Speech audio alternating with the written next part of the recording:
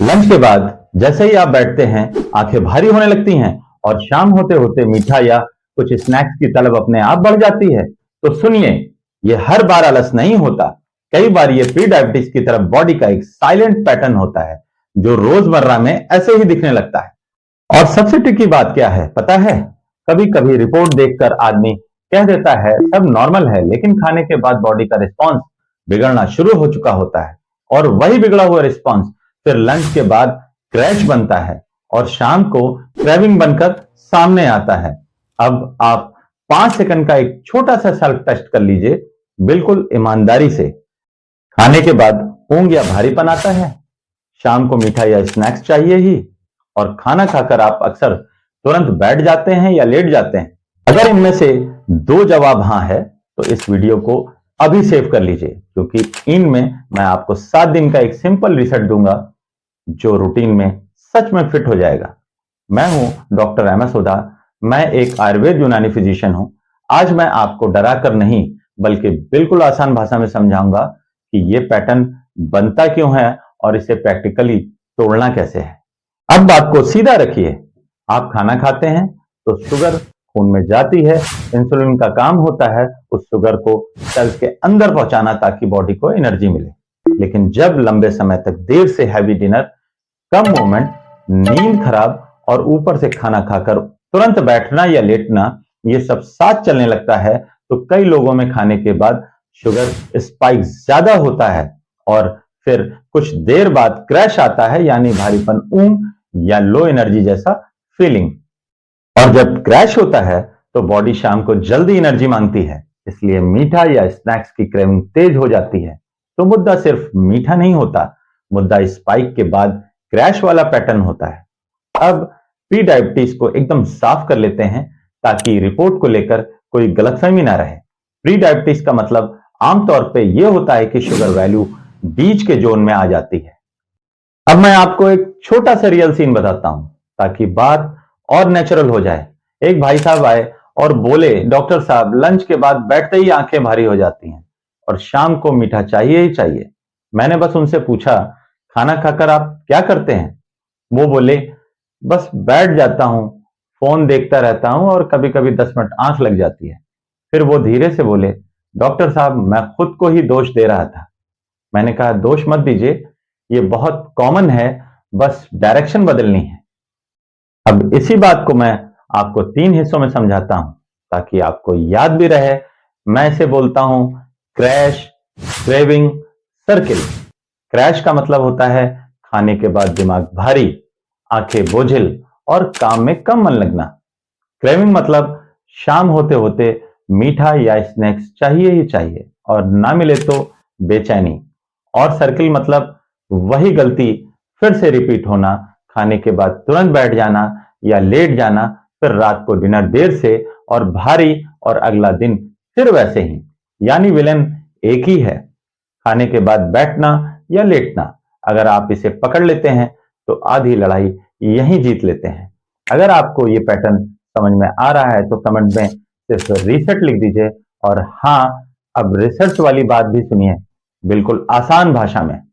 एक बहुत famous study रही डायबिटीज प्रिवेंशन प्रोग्राम, जिसे शॉर्ट में डीपीपी कहा जाता है।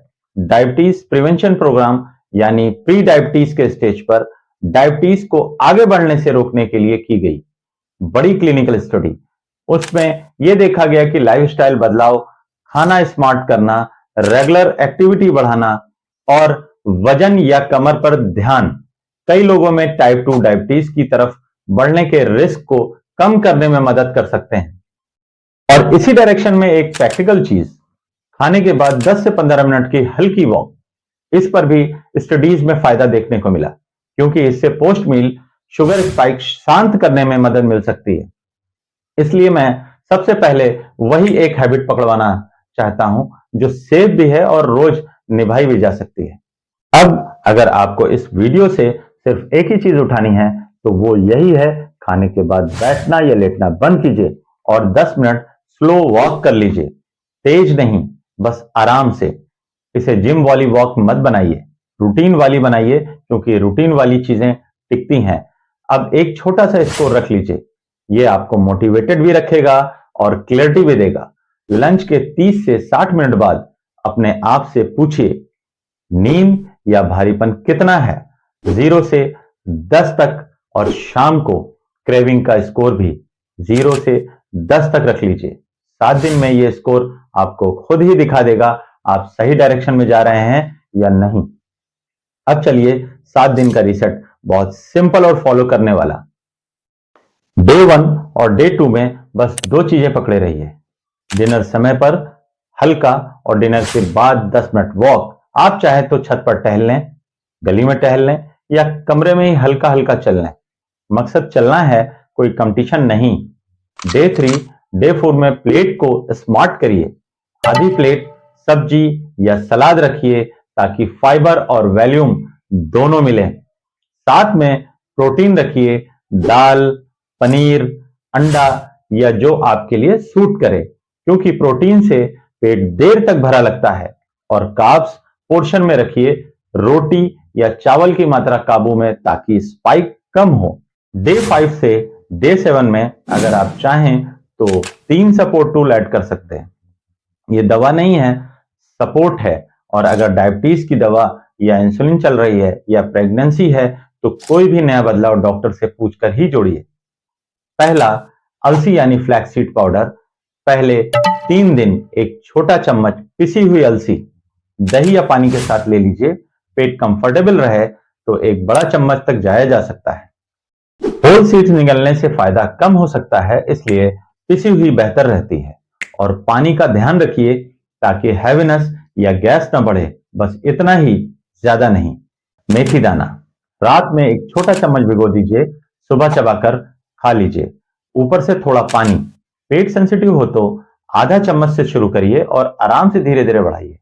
और अगर शुगर लोवरिंग मेडिसिन चल रही हो तो बिना प्लान इसे ऐड मत करिए। अब सार एक लाइन में, और यही आपको याद रखना है, खाना समय पर और हल्का, खाने के बाद बैठना नहीं है और 10 मिनट चलना है बस। अक्सर 7 दिन में आपको प्रैक्टिकल तौर पर दिख सकता है कि लंच के बाद ऊंग का स्कोर नीचे जा रहा है और शाम की क्रेविंग भी कम होने लगती है।